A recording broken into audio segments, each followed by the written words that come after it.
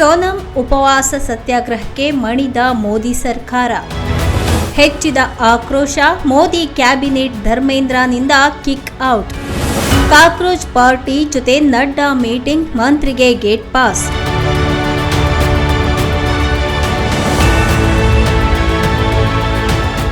Neat ಪರೀಕ್ಷೆ ಪ್ರಶ್ನೆ ಪತ್ರಿಕೆ ಸೋರಿಕೆ, ಪರೀಕ್ಷಾ ವ್ಯವಸ್ಥೆಯ ಪಾರದರ್ಶಕತೆ ಹಾಗೂ ವಿದ್ಯಾರ್ಥಿಗಳ ಭವಿಷ್ಯದ ಕುರಿತ ಆತಂಕ ಮತ್ತೊಮ್ಮೆ ರಾಜಕೀಯ ಚರ್ಚೆಗೆ ಕಾರಣವಾಗಿದೆ.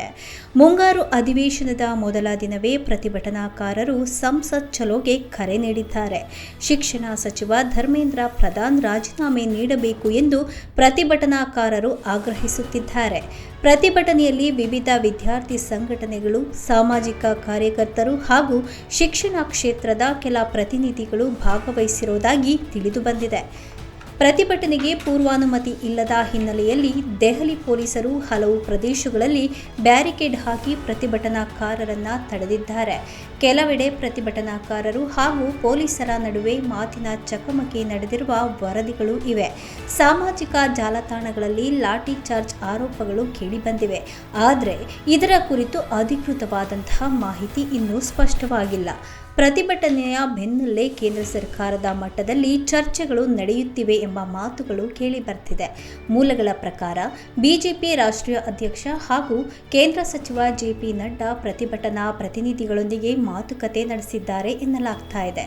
ಆದರೆ ಈ ಕುರಿತು ಸರ್ಕಾರದಿಂದ ಯಾವುದೇ ಅಧಿಕೃತ ಪ್ರಕಟಣೆ ಹೊರಬಿದ್ದಿಲ್ಲ. ಇದೇ ವೇಳೆ ಧರ್ಮೇಂದ್ರ ಪ್ರಧಾನ್ ರಾಜೀನಾಮೆ ಸಾಧ್ಯತೆ ಇದೆ ಎಂಬ ಊಹಾಪೋಹಗಳು ರಾಜಕೀಯ ವಲಯದಲ್ಲಿ ಹರಿದಾಡ್ತಾ ಇದೆ. ಆದರೆ ಸಚಿವರ ರಾಜೀನಾಮೆ ಕುರಿತು ಸರ್ಕಾರ ಅಥವಾ ಬಿಜೆಪಿ ಅಧಿಕೃತವಾಗಿ ಯಾವುದೇ ಘೋಷಣೆ ಮಾಡಿಲ್ಲ. ಮುಂಗಾರು ಅಧಿವೇಶನದ ಮೊದಲ ದಿನವೇ ಈ ವಿಚಾರ ಸಂಸತ್ತಿನಲ್ಲಿ ಭಾರೀ ಗದ್ದಲಕ್ಕೆ ಕಾರಣವಾಗುವ ಸಾಧ್ಯತೆ ಇದೆ. ವಿರೋಧ ಪಕ್ಷಗಳು ನೀಟ್ ಅಕ್ರಮವನ್ನು ಪ್ರಮುಖ ವಿಷಯವಾಗಿ ಪ್ರಸ್ತಾಪಿಸಲು ಸಜ್ಜಾಗಿವೆ.